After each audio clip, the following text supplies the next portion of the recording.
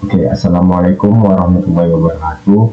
Perkenalkan, saya Fadilah Nanda Maulana dengan NIM 2301020088 dari kelas perancangan analisis algoritma jam 7.30. Jadi, pada kesempatan ini saya akan membuat tugas video mengenai penjelaskan pembahasan dari 3 algoritma. Yang pertama itu ada strategi dynamic programming, yang kedua ada strategi backtracking, yang ketiga yaitu ada strategi proof search. Langsung saja masuk ke pembahasannya.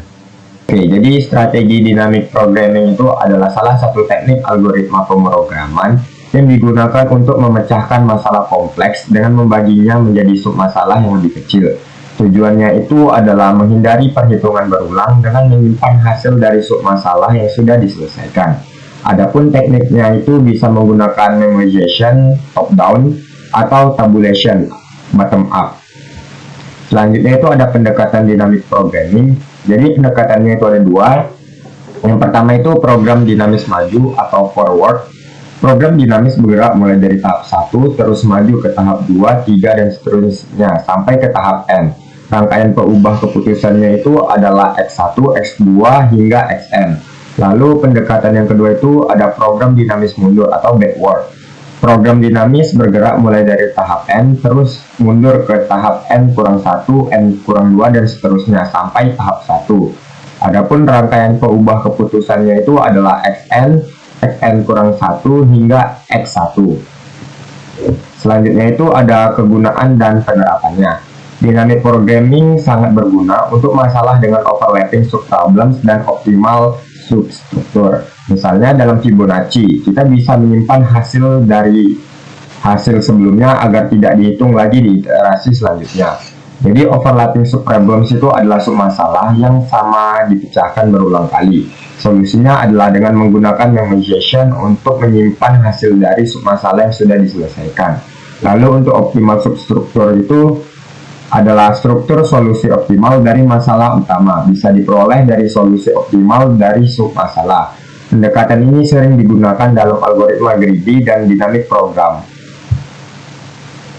Adapun cara kerja dynamic programming itu ada 2. Yang pertama ada top down atau memoization, yang merupakan pendekatan untuk memecah masalah besar menjadi submasalah yang lebih kecil secara rekursif dan menyimpan hasilnya untuk menghindari perhitungan berulang. Lalu cara kerja yang kedua itu ada bottom up atau tabulation, yaitu merupakan pendekatan untuk menyelesaikan submasalah terkecil terlebih dahulu dan menggunakan hasilnya untuk menyelesaikan submasalah yang lebih besar hingga mencapai solusi akhir. Untuk contoh kasus yang ada pada dynamic programming itu, yang pertama ada Fibonacci sequence, yang merupakan salah satu contoh paling sederhana dari dynamic program. Misalkan kita ingin menghitung nilai Fibonacci ke N, kita bisa menggunakan pendekatan top down dengan memoization atau bottom up dengan tabulation. Lalu yang kedua itu ada knapsack problem, yang merupakan masalah optimasi di mana kita harus memilih item dengan nilai maksimal tanpa melebihi kapasitas tas.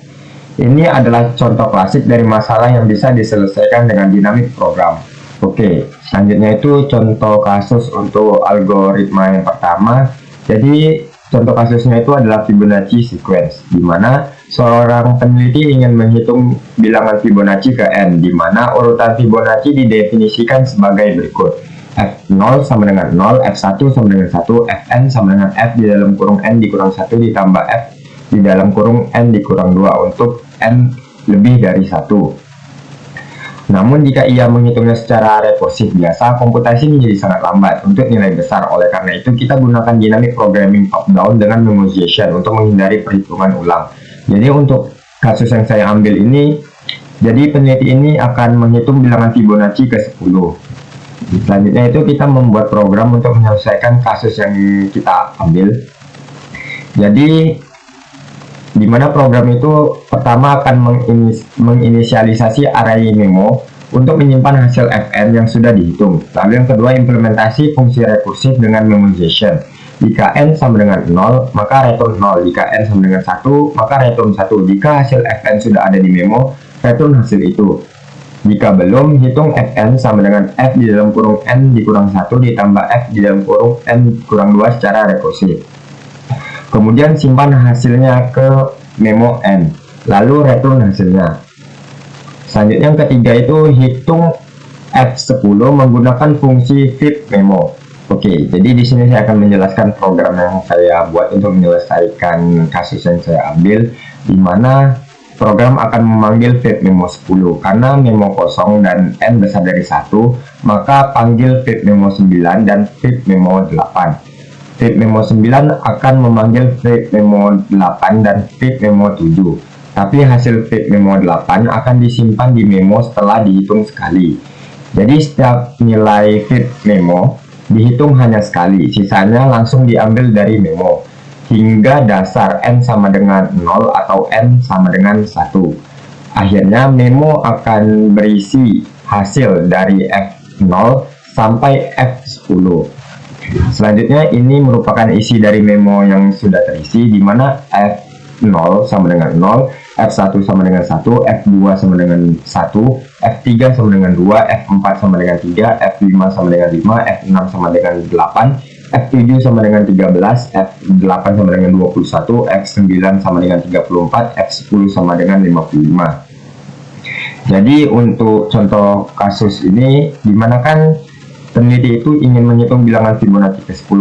Jadi jawaban dari bilangan Fibonacci ke-10 itu adalah 55. Oke, jadi kesimpulan dapat diambil dari algoritma dynamic programming itu adalah algoritma dynamic programming merupakan strategi pemrograman yang digunakan untuk menyelesaikan masalah kompleks dengan memecahnya menjadi submasalah yang lebih kecil dan menyimpan hasil dari submasalah tersebut untuk menghindari perhitungan ulang atau overlapping subproblems.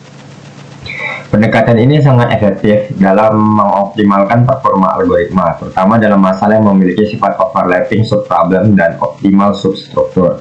Jadi keunggulan menggunakan algoritma dynamic programming ini yang pertama ada efisiensi waktu, yaitu mengurangi kompleksitas waktu dari eksponensial menjadi polinomial dalam banyak kasus.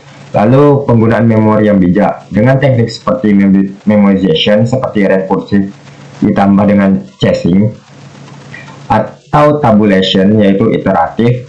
Dynamic programming menyimpan hanya informasi yang penting-penting saja. Lalu yang ketiga itu ada solusi optimal. Dynamic programming menjamin solusi optimal selama aturan transisi dan kondisi dasar didefinisikan dengan benar. Oke, masuk ke algoritma yang kedua, yaitu ada strategi backtracking. Jadi, backtracking ini adalah teknik algoritma pemecah masalah yang melibatkan pencarian solusi secara bertahap dengan mencoba berbagai pilihan dan membatalkannya jika mengarah pada jalan yang buntu.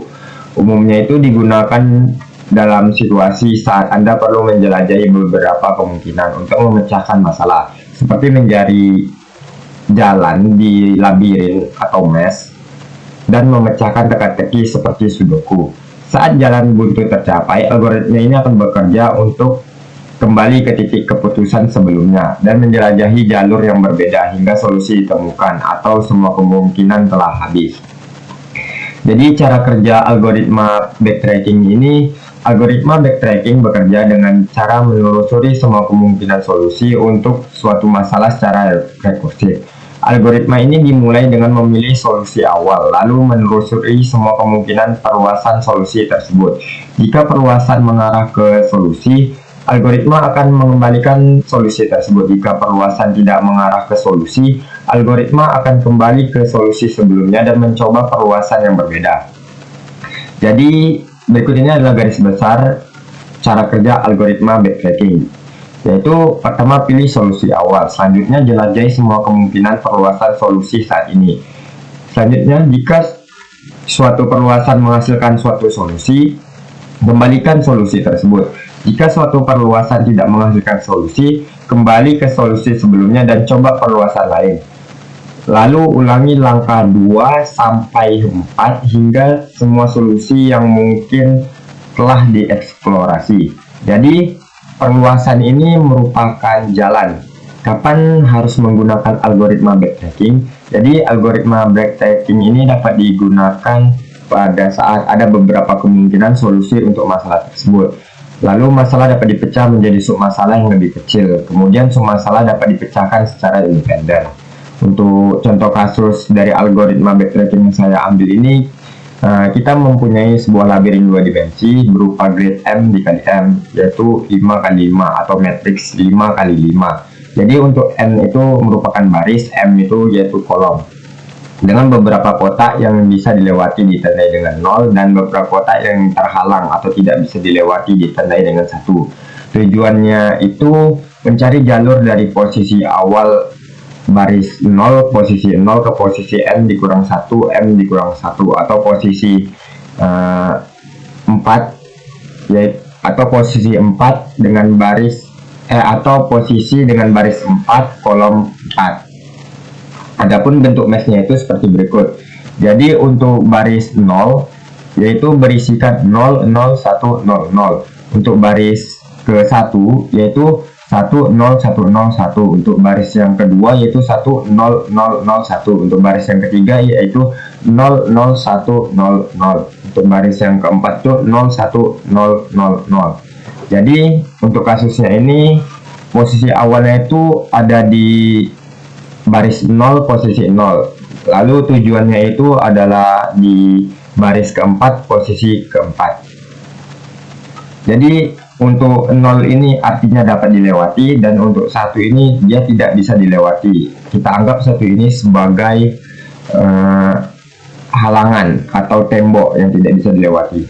Selanjutnya itu strategi backtracking untuk menyelesaikan studi kasus yang diambil tersebut. Dimulai dari baris 0, posisi 0. Lalu dari setiap posisi coba gerakan ke 4 arah, kanan, bawah, kiri, atas. Jika gerakan valid yaitu dalam grid dan bukan halangan dan belum pernah dikunjungi, lanjutkan ke posisi itu. Jika tidak ada gerakan valid, maka kembali ke posisi sebelumnya atau backtrack dan coba jalur lain.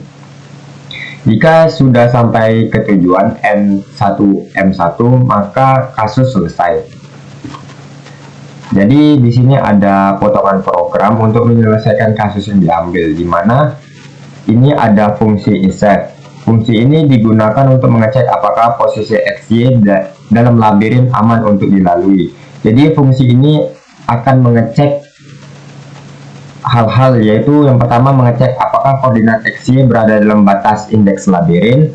Lalu yang kedua mengecek apakah sel XY bernilai 0 yang artinya bisa dilalui. Lalu yang ketiga itu mengecek apakah sel tersebut belum pernah dikunjungi. Jika ketiganya terpenuhi, maka fungsinya akan mengembalikan true dan menandakan posisi tersebut aman untuk dilalui. Selanjutnya itu untuk fungsi soft mesh. Jadi fungsi ini merupakan fungsi utama yang memulai proses pencarian jalur dalam labirin, yang dimana fungsi ini akan mendapatkan ukuran labirin N dikali M, yaitu baris dikali kolom. Selanjutnya membuat matriks fisik berukuran sama untuk mencatat titik-titik yang sudah dikunjungi. Lalu membuat list kosong path untuk menyimpan jalur yang ditemukan. Oke, selanjutnya itu ada fungsi backtrack. Jadi fungsi backtrack ini merupakan inti dari algoritma backtracking. Jika titik XY adalah titik tujuan, baris terakhir dan kolom terakhir, maka tambahkan ke path dan kembalikan true sebagai tanda bahwa jalur sudah ditemukan. Jika titik XY aman untuk dilalui, diperiksa melalui fungsi isEft, maka tandai titik tersebut sebagai sudah dikunjungi. Lalu tambahkan titik tersebut ke path. Coba melangkah ke kanan, bawah, kiri, dan atas menggunakan X, Y tambah 1 untuk melangkah ke kanan, X tambah 1, Y untuk melangkah ke bawah, X, Y kurang 1 untuk melangkah ke kiri, dan X kurang 1, Y untuk melangkah ke atas secara berurutan. Jika salah satu arah berhasil menemukan tujuan, langsung kembalikan ke true. Jika semua arah gagal, maka hapus titik tersebut dari path, tandai kembali titik tersebut sebagai belum dikunjungi atau false, untuk memberi kesempatan jalur lain melewatinya. Jika titik tidak aman, maka kembalikan false. Fungsi backtrack ini akan mencoba semua kemungkinan jalur dari titik awal ke titik tujuan menggunakan logika coba dan mundur. Oke, selanjutnya itu ada penjelasan potongan program selanjutnya yang berfungsi memanggil fungsi softmax dengan labirin sebagai parameter. Jika ditemukan jalur, maka program akan mencetak jalur tersebut. Jika tidak ada jalur yang ditemukan, maka program akan mencetak pesan bahwa jalur tidak ditemukan. Jadi ini merupakan output dari program yang saya buat, di mana yang gambar kiri itu adalah mesh dari studi kasus yang saya ambil, di mana posisi awalnya itu terletak di bagian kiri paling atas, dan yaitu posisi baris ke 0 kolom ke 0, dan tujuannya itu terletak pada posisi kanan paling bawah, yaitu posisi baris keempat kolom keempat.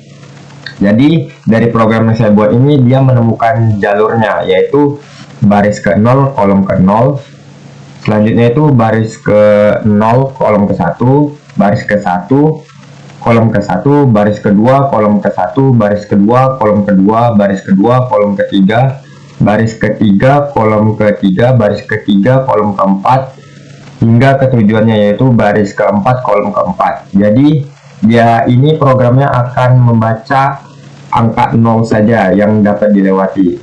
Jadi ini merupakan jalur yang ditemukan dari program yang saya buat. Oke, jadi kesimpulan dari algoritma backtracking ini, algoritma ini merupakan metode penyelesaian masalah secara rekursif dengan mencoba membangun solusi secara bertahap dan mundur atau backtrack. Apabila pada suatu tahap tidak ditemukan solusi yang valid, algoritma ini mengeksplorasi semua kemungkinan solusi dengan pendekatan coba-coba. Namun setiap langkah yang tidak memenuhi syarat akan segera dihentikan agar tidak memperluas pencarian yang tidak perlu.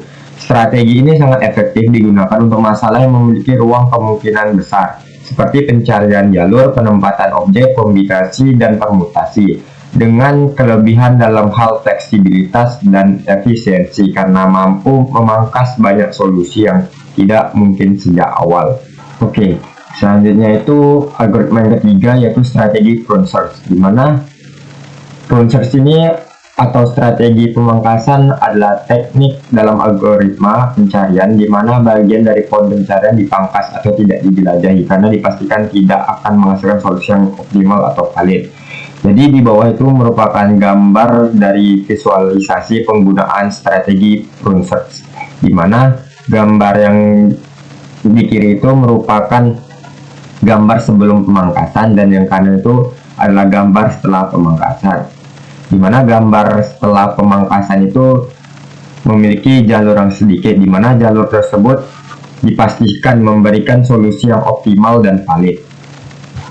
Lalu ada jenis-jenis prune search, di mana yang pertama itu ada alpha beta pruning, digunakan dalam algoritma pencarian seperti minimax di permainan dua pemain, misalnya catur dan tic-tac-toe.